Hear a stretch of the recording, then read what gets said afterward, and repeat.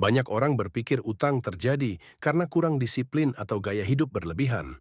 Namun dalam praktiknya, utang sering muncul karena struktur ekonomi yang sulit dihindari. Dalam beberapa tahun terakhir, layanan kredit di Indonesia meningkat signifikan. Dari cicilan motor, kartu kredit, pay later, hingga pinjaman digital. Kredit bukan lagi sesuatu yang jarang, tetapi bagian dari transaksi harian. Menurut laporan OJK, pertumbuhan kredit konsumtif terus naik setiap tahun. Sementara itu, peningkatan pendapatan real masyarakat tidak bergerak secepat pertumbuhan konsumsi. Kondisi ini membuat kredit menjadi jembatan antara kebutuhan dan kemampuan bayar. Kredit sebagai infrastruktur. Kredit sebenarnya adalah infrastruktur ekonomi. Ia memungkinkan seseorang mengakses barang atau layanan sebelum memiliki dana penuh. Tanpa kredit, banyak orang tidak dapat membeli rumah, kendaraan, atau alat kerja. Kredit menjadi bagian dari proses meningkatkan taraf hidup. Kenapa utang semakin mudah? Ada 3 faktor utama. Kemudahan akses. Fintech dan bank digital membuka pintu pembiayaan tanpa proses panjang.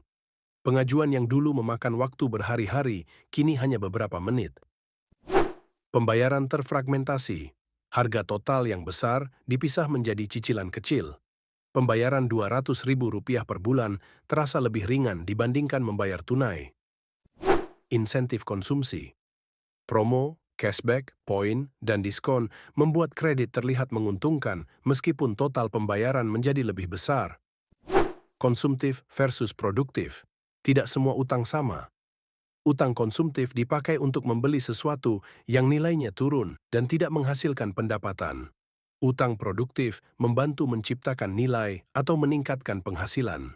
Masalah muncul ketika utang konsumtif lebih dominan daripada kapasitas tabungan. Efek jangka panjang. Utang memiliki 2 efek yang jarang diperhatikan. Efek psikologis. Cicilan menciptakan tekanan mental yang tidak langsung terlihat. Keputusan finansial menjadi defensif dan jangka pendek. Efek struktural. Cicilan mengurangi ruang bergerak dalam anggaran bulanan. Semakin besar cicilan, semakin kecil ruang untuk menabung atau berinvestasi. Kenapa banyak orang tetap memilih kredit? Sebagian besar orang memilih kredit bukan karena boros, tetapi karena sulit mengumpulkan uang tunai di awal.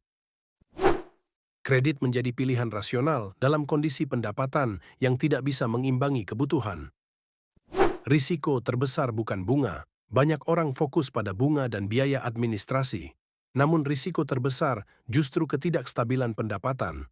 Ketika penghasilan naik turun, cicilan tetap berjalan.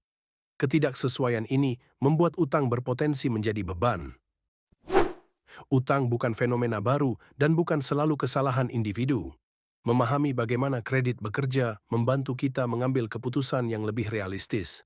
Bukan untuk menghindari utang sepenuhnya, tetapi menggunakannya dengan lebih tepat. Terima kasih sudah menonton, sampai jumpa di video berikutnya.